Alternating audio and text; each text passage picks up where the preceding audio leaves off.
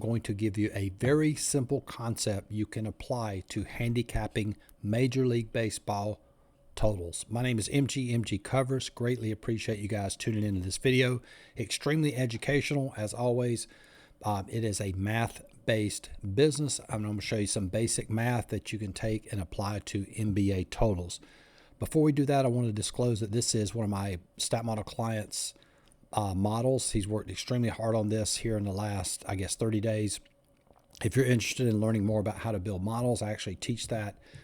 There's a link in the description if you want more information. We're full right now, so I won't have any openings until probably like mid-April.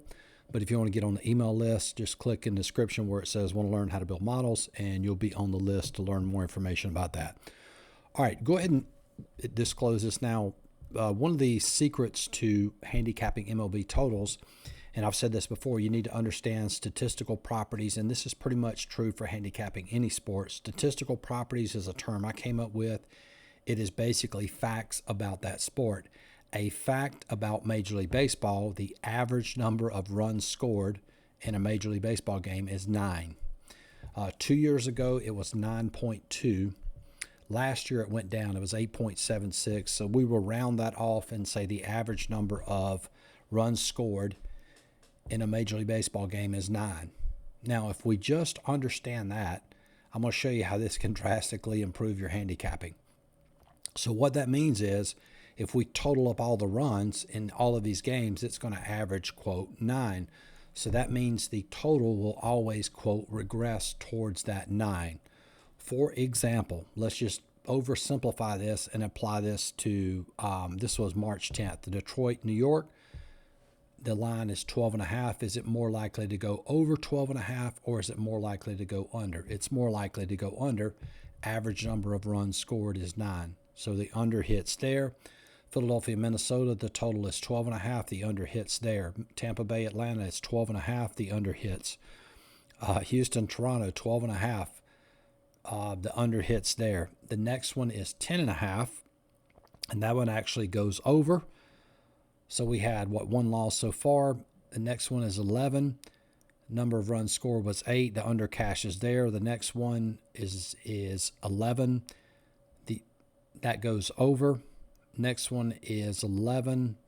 Seattle, Milwaukee, that one goes over. Next one, 11.5. Under hits there.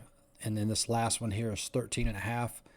The under cashes there as well.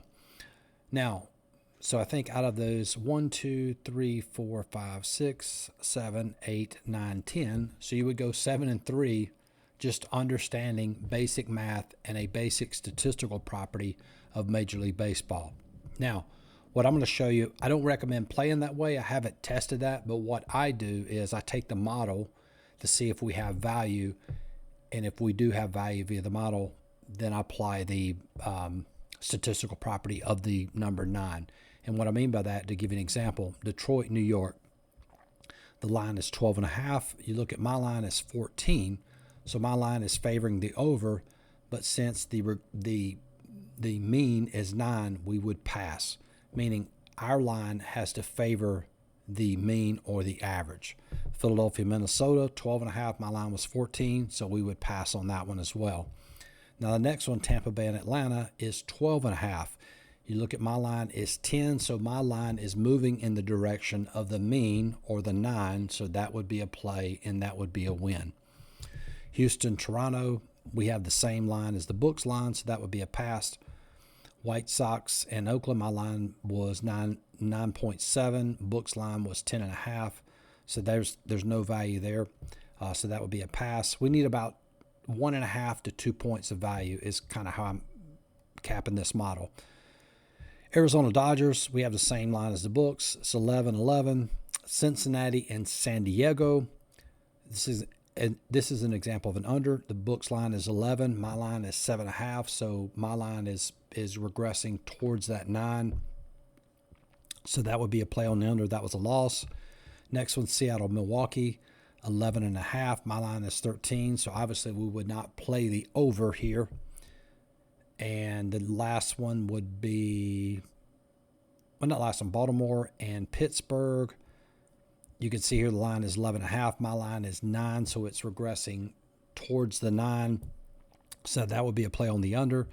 And then finally, the last one, St. Louis and Mets, 13.5. My line is 10, so my line is moving in the direction of the mean. So that would be a play on the under. So if you add all these up, the 3 plays we had, that would go 3-1. All right, so let's take a look at today's plays. And this is preseason too as well.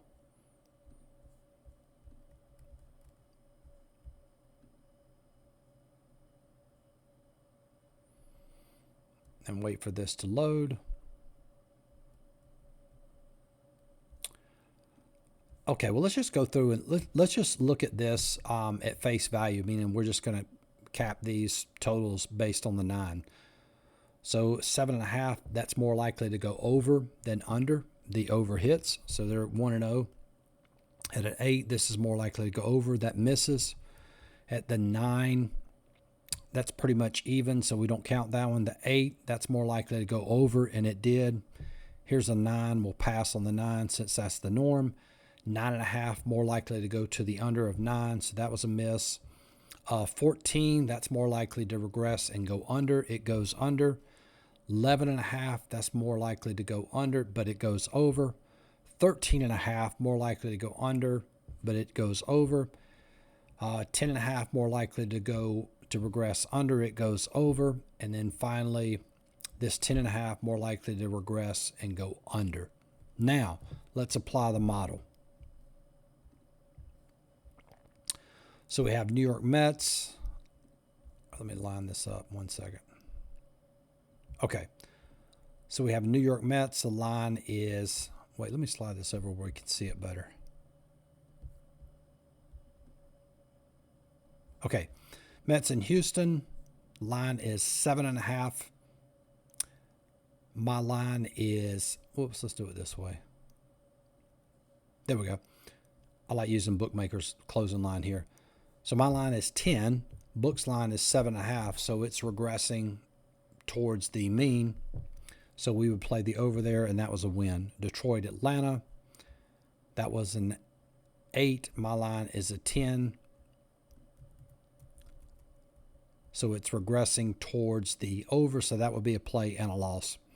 Philadelphia and Boston, it's a 9. My line is 13. So I would actually, on the 9s, the way I would do the 9s on the over, I would play the over or the under if we had value. So here we have value on the over, and that was a play, and that was a win. All right, Miami and St. Louis, line was 8. My line was 11, so it's regressing towards that 9, so that would be a play, and that was a win. And then finally, Minnesota and Toronto, the line was 9. My line was 14, so that's regressing towards that. Could make a case for not playing it. Again, this is relatively new with this model, but I actually counted that as a loss. And so there's, what's that, 3-2, and then I think we had one more. Let me double check this. Yeah, Colorado, Cincinnati. Here it is. Okay. So Colorado, Cincinnati, you can see the line was 14. My line was 7.5, so definitely a play on the under, and that was a win. So capping it this way, it went 4-2. So again, this is a very, very simple concept that you can apply to your totals. I wouldn't necessarily recommend playing it without a model, but at least if you understand regression and you see a line of 14, that line is more likely to go under than it is over. Same deal if you see a line of like 7.5. Sometimes these lines, because of like starting pitching, line goes all the way down to 7.5. That line is actually, statistically speaking, more likely to go over than under. And super excited. You can see the progress of my stat model clients model here with these totals. We started tracking this back on 3-3. Had some no play days in there, but overall 27 and 16, relatively small sample size, and it's also preseason, so not sure if this will transfer over into the regular season, but super optimistic about this. So anyway, hope that video helps. Like this video, subscribe to the channel. Talk to y'all soon. Peace.